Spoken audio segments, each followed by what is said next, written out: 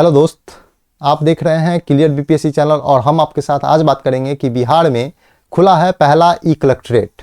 तो ई कलेक्ट्रेट बिहार में पहला खुला है, भारत में भी कहीं पर खुल चुका है, सभी की बात करेंगे। लेकिन बिहार में ई कलेक्ट्रेट खुलने से क्या क्या फ़ायदा होगा, क्या क्या नुकसान होगा, सभी चीज़ों की चर्चा करेंगे। सबसे पहले है कि आप नए आए हैं तो वीडियो को शेयर करते हुए चैनल को सब्सक्राइब कर लीजिए ताकि आपको बीपीएससी की तैयारी से संबंधित जो भी कंटेंट आए आपको मिलता रहे।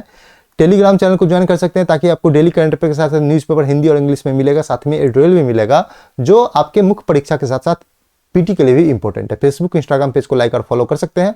हम अब दावा करते हैं कि आप हमारे करंट अफेयर सीरीज से जुड़ते हैं तो आपका 90 से 95% क्वेश्चन हमारे ही करंट अफेयर सीरीज से आएगा। इसका दावा 2 बार हम बीपीएससी असिस्टेंट ऑडिट ऑफिसर और 67 बीपीएससी में सर्च करके दिखाए हैं। अगर ये वीडियो आप नहीं देखें तो हमारे चैनल पर जाइए, सर्च कीजिए AAO live proof clear BPSC, आ जाएगा ये वीडियो। आप देखिए, उसमें दिखाया गया था कि कितना क्वेश्चन पूछा गया करंट अफेयर से, कितना हमारे करंट अफेयर से आया। आप इसका जनवरी 2022 से लेकर के अक्टूबर 2022 तक का अपडेट हो चुका है और नवंबर आने वाला है, तो आप लोग इससे बन सकते हैं। इसका पीडीएफ भी आप प्राप्त कर सकते हैं करंट अफेयर सीरीज का। इसके लिए आपको 8757463383 नंबर पे व्हाट्सएप या टेलीग्राम कीजिए, आपको इसका करंट अफेयर सीरीज का पीडीएफ प्रोवाइड करवाया जाएगा। तो चलते हैं, बिहार में पहला ई कलेक्ट्रेट क्या है इसके बारे में देखते हैं, इसके बारे में चर्चा करते हैं। तो सबसे पहले चर्चा में क्यों है, तो भारतीय लाल फीताशाही को समाप्त करने के उद्देश्य से सहरसा बिहार का जो डिस्ट्रिक्ट है, सहरसा बिहार का पहला जिला बन गया है जिसे पेपरलेस ई ऑफिस, पेपरलेस घोषित किया गया है, जिसे ई ऑफिस कहते हैं। Paperless e office, e office क्या है ये हम लास्ट में जानने की कोशिश करेंगे डिटेल में। पहले हम जानते हैं कि जो कलेक्ट्रेट, जो लाल फीताशाही को समाप्त करने के लिए जो ई कलेक्ट्रेट का सुविधा लाया गया है उसके क्या क्या फायदे हैं। तो सबसे पहले देखते हैं कि लाल फीताशाही क्या होता है।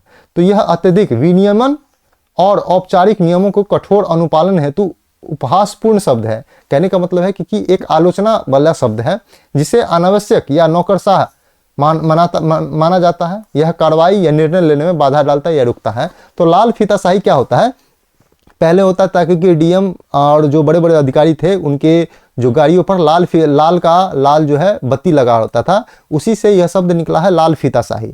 तो लाल फीताशाही का मतलब क्या है कि जो कठोर, जैसे विनियमन, जैसे सरकारी तंत्र में आप ये काम करवा के लिए आपको एक ही काम के लिए जो है 10 ऑफिस दौड़ाएगा, 10 स्टाफ के पास दौड़ना पड़ेगा और जल्दी काम नहीं होता है, उसे ही लाल फीताशाही कहते हैं। तो इसको पढ़ लीजिए, यह अत्यधिक विनियमन, बहुत ज्यादा रेगुलेशन करता है लाल फीताशाही।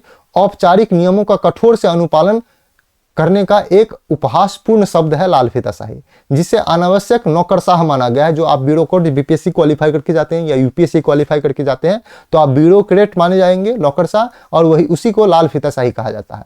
यह कार्रवाई या निर्णय लेने में बाधा डालता है क्योंकि यह जल्दी काम नहीं करना चाहता, क्योंकि एक ही काम करने के लिए बार बार 10 ऑफिसर से परमिशन लेने की जरूरत पड़ती है। यह बहुत सारा वहां पे खामी है जिसको लाल फीताशाही के रूप में परिभाषित किया गया था।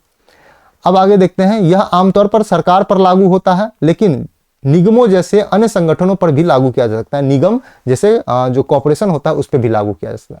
इसे आमतौर पर प्रतीत होने वाली आवश्यक कागजी कार्रवाई को भरना, अनावश्यक, जैसे कोई काम नहीं है कागजी कार्रवाई का, सिर्फ वो भरना है, लेकिन वो बिना भरे आपका काम नहीं करेगा, तो इसमें आमतौर पर पहला हुआ कि आपको अनावश्यक कागजी कार्रवाई को भरवाएगा।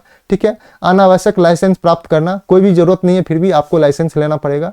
कई लोगों को और समितियों द्वारा निर्णय तथा विभिन्न निम्न स्तर नियम शामिल होते हैं जो किसी मामले को धीमा या अटल जटिल बना देते हैं। तो कहने का मतलब इस तरह का तंत्र डेवलप्ड किया गया है लाल फीताशाही के द्वारा, जो आपके जो किसी भी कार्य होगा उसको धीमा कर देगा या उसको जटिल बना देगा, जो आप जल्दी नहीं कर सकते हैं। आपको एक ही काम के लिए 10 बार दौड़ना पड़ेगा। इसी को लाल फीताशाही के तौर पे परिभाषित किया गया है। आगे बात करते हैं कि लाल फीताशाही के परिणाम क्या क्या होते हैं। तो सबसे पहला होता है कि व्यापार करने की लागत में वृद्धि हो जाती है। सबसे पहला है कि फॉर्म भरने में लगने वाले समय और धन के अलावा लाल फीताशाही व्यवसायों में उत्पादकता और नवाचारों की कमी कर सकती है। उत्पादकता कम हो सकती है। आदमी सोचता है कि इतना झंझट करने से अच्छा है क्योंकि कोई दूसरा काम करे, इतना फॉर्म भरवाया जाता है, इससे अच्छा सोचता है कि दूसरा काम कर ले। इससे नवाचार, जो इंटरप्रेन्योर होता है, जो इनोवेशन होता है, उसमें उसको कम कर दिया जाता है।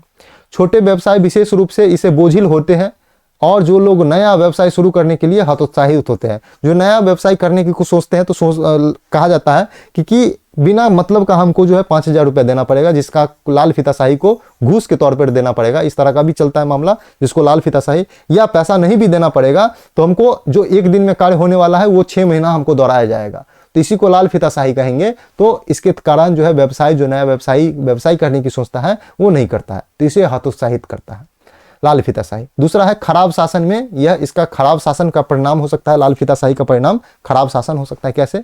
लाल फीताशाही के कारण अनुबंधों को लगातार लागू नहीं किया जाता है और प्रशासन में देरी होती है, जिसके परिणाम स्वरूप विशेष रूप से गरीबों के लिए न्याय में देरी होती है। विलंबतः शासन में कल्याणकारी उपायों को वितरण में देरी के कारण लाल फीताशाही अनावश्यक बोझ के कारण अपने अधिकारियों का उपयोग से रोकता है। तो कहने का मतलब है कि लाल फीताशाही जो लाल फीताशाही के बारे में हम खराब शासन या धीमा या जटिल शासन कहते हैं, उसके कारण गरीबों को न्याय नहीं मिल पाता है, न्याय लेट से मिलता है। तो ये भी एक प्रॉब्लम है, जो गरीबों को अच्छा शासन नहीं मिल पाता है। अगला है कि नागरिक के बीच असंतोष रहता है। सरकारी प्रसंस्करण के कारण होने वाली देरी और उनसे जुड़ी लागतें, जो अगर देरी होगी तो उससे ज़्यादा खर्च बढ़ जाता है, उससे नागरिकों के बीच असंतोष बन जाता है। लाल फीताशाही ज़्यादातर समय सरकार की प्रक्रिया में विश्वास में कमी और भावना उत्पन्न करती है, जिसमें नागरिकों की अनसुलझी समस्याएं होती है। तो कहने का मतलब है कि ज़्यादा टाइम लगता है, उससे नागरिक जो है, जो आम जनता है, वो असंतोष हो जाता है सरकार से। आज के डेट में कोई खुश नहीं हो, चाहे किसी भी सरकार का हो। तो इससे यह एक लाल फीताशाही का ही परिणाम है, जो बार बार दोहराता है। एक मान लेते हैं कि एक आपको आवासीय बनवाना है कहीं पर भी, तो आपको 10 फॉर्म भरवा लेगा, 10 पेज का फॉर्म भरवा लेगा, जिसका कोई जरूरत नहीं है। हम कुछ दिन पहले बात कर रहे थे कि जन्म प्रमाण पत्र बनाना हो या मृत्यु प्रमाण पत्र बनाना है, इसके लिए 21 दिन का या 15 दिन का समय दिया गया है, लेकिन आपका 6 महीना में बनेगा। और सबसे ताजुब की बात यह है कि इसमें 16 पेज का फॉर्म है, तो 16 पेज का फॉर्म भर के दीजिए, लेकिन आपका जो तैयार होगा जन्म या मृत्यु प्रमाण पत्र, वो एक ही पेज से तैयार होगा, एक ही पेज का डिटेल्स में सारा चीज भरा हुआ है, उसी से तैयार होगा, लेकिन आपको 16 पेज भरवाना है। उसके साथ आपको अफिडेविट भी बनवा के देना है। तो ये बहुत ही लेंदी कार्य होता है, जिससे नागरिकों के बीच असंतोष हो जाता है। आगे बात करते हैं कि योजना के कार्यान्वयन में विलंब होता है लाल फीताशाही के कारण। कैसे? लाल फीताशाही प्रभावित योजना को अंततः बड़े उद्देश्यों को खत्म कर देती है और उसे लॉन्च कर दिया, जिसे उन्हें लॉन्च कर दिया गया था। तो कहने का मतलब जो योजना लाया गया था उसमें इतना टाइम लगा देते हैं कि उसका जो उद्देश्य होता है वहां तक वो लागू स्टार्ट भी नहीं किया जाता है। जैसे मान लेते हैं कि मान लेते हैं कि 2022 तक किसानों की आय को दोगुना करना था, तो इसके लिए बहुत सारे कदम उठाए गए थे, लेकिन कुछ ऐसे शहर हैं, कुछ ऐसे कस्बे हैं, कुछ ऐसे गांव हैं जहां पर इस योजना का अभी तक कार्य शुरू भी नहीं हुआ है।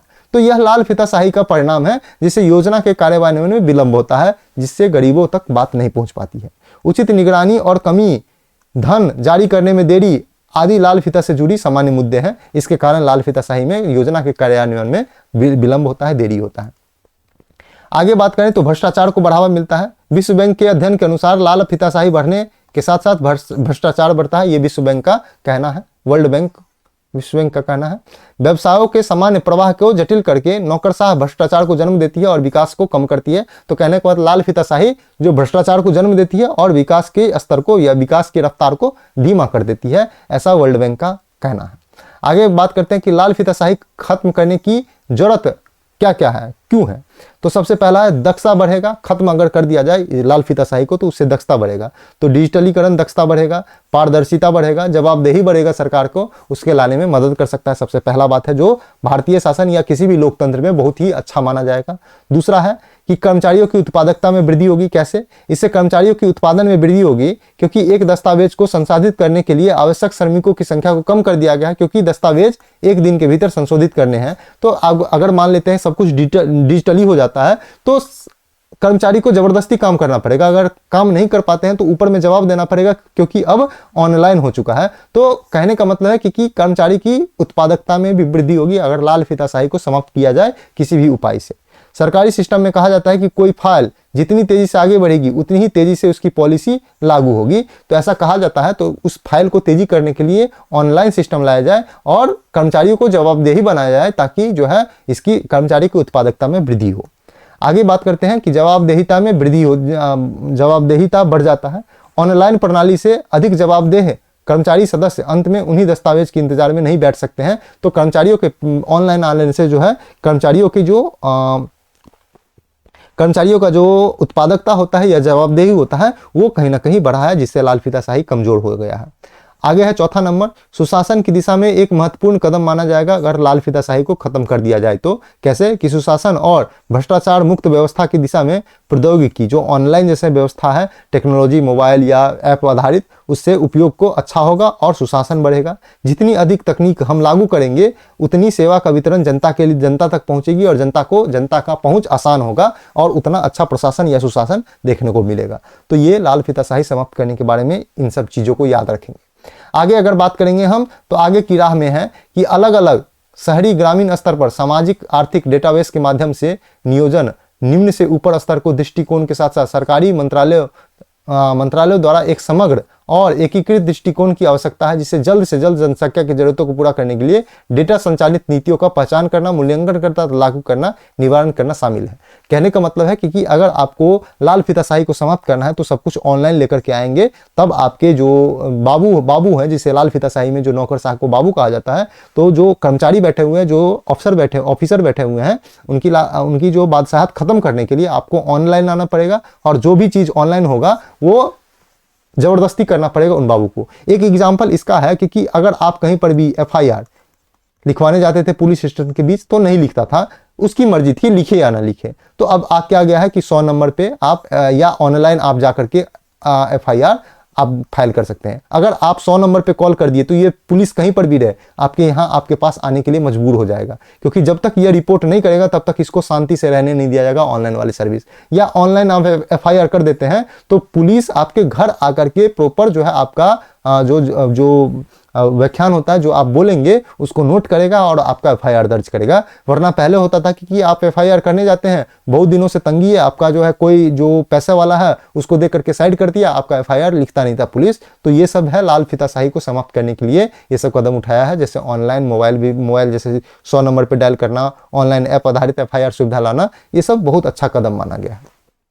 आगे अगर बात करें तो ई गवर्नेंस के माध्यम से सरकार के सभी स्तरों पर बदलाव की जरूरत है, लेकिन इसके संदर्भ में स्थानीय सरकार पर ध्यान केंद्रित होना चाहिए, क्योंकि स्थानीय सरकार नागरिकों के बीच सबसे करीब होता है। तो अगर आपको लाल फीताशाही खत्म करना है तो सबसे पहला स्थानीय सरकार को मजबूत बनाना पड़ेगा, ताकि वह जनता से जुड़ा हुआ होता है, नागरिक से जुड़ा हुआ होता है। तो लाल फीताशाही को खत्म करके स्थानीय सरकार को भी आप बढ़ावा दे सकते हैं, उसको मजबूत कर सकते हैं।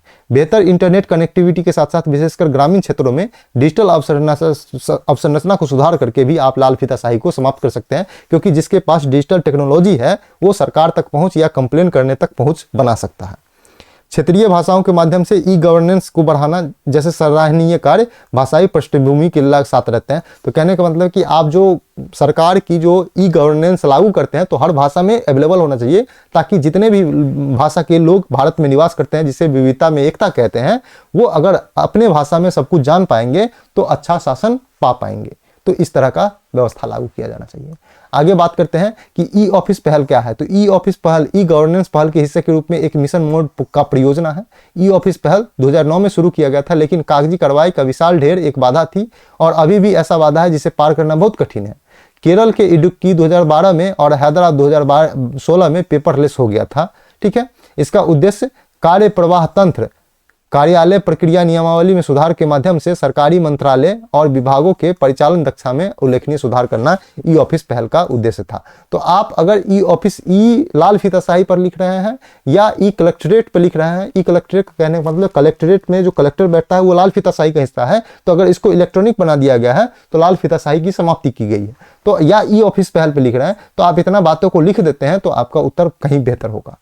तो हम आज इसी पे बात कर रहे थे। आप अगर हमारे करंट अफेयर सीरीज का PDF पाना चाहते हैं तो आप हमसे जुड़ सकते हैं 8757463383 नंबर पे। आप अगर इस पे जुड़ेंगे, व्हाट्सएप या टेलीग्राम कीजिए, यहाँ पे आपको करंट अफेयर सीरीज का PDF मिलेगा। आप देख रहे थे क्लियर BPSC चैनल, नए आए हैं तो वीडियो को शेयर करते हुए चैनल को सब्सक्राइब कर लीजिए, ताकि आपको डेली करंट अफेयर के साथ साथ जो भी या BPSC की तैयारी से संबंधित जो भी कंटेंट है आपको मिलता रहे। टेलीग्राम चैनल को लाइक कर लीजिए, ज्वाइन कर लीजिए, ताकि आपको डेली करंट अफेयर के साथ न्यूज़पेपर हिंदी इंग्लिश में मिलेगा, जो मुख्य परीक्षा के लिए आज से PT के लिए भी इंपॉर्टेंट है। फेसबुक इंस्टाग्राम पेज को लाइक और फॉलो कर सकते हैं। आज के लिए इतना ही, पढ़ते रहिए, रिविजन करते रहिए।